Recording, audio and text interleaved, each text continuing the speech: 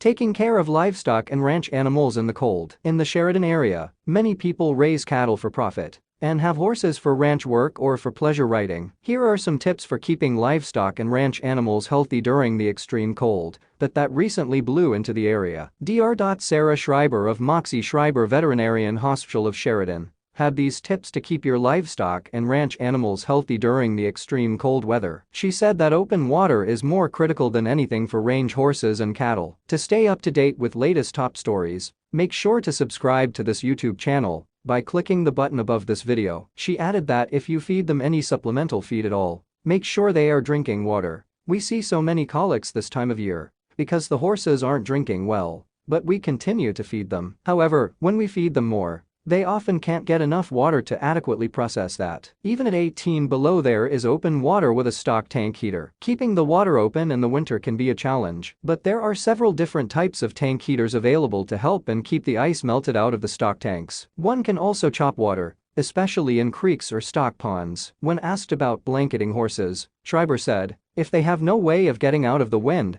a blanket could be helpful. She added that if one does blanket their horse, it is best to have them near where they can be observed. If the horse gets hung up or down, one can get the blanket off them. Horses are made to withstand these temperatures, as long as they can get out of the wind. Trees can break the wind. She also said that it was best to let the horses go barefoot in the winter, and snowballs in the feet are more common in shod horses than unshod horses. For barn cats and ranch dogs, they need a place to get out of the wind. Any kind of shelter helps during the cold, windy weather. Ranch dogs, if they are used to being inside, make sure they have access to shelter. Some breeds of dogs actually prefer this type of weather, Schreiber said. When it gets around 20 below zero, a little chopping might be required. As long as they have good food and water and some kind of shelter, they can handle this weather fairly well. Blankets or straw are good to keep them from laying directly on the frozen ground inside their shelter. She added again to avoid feeding near the horses more during the cold, feed them a little less to avoid colic. She said that most wild horses just wait out storms like this, and when the storm is over, they will catch back up on their food intact. By taking extra precautions, ranch animals will weather the snow, cold and winter storms fine.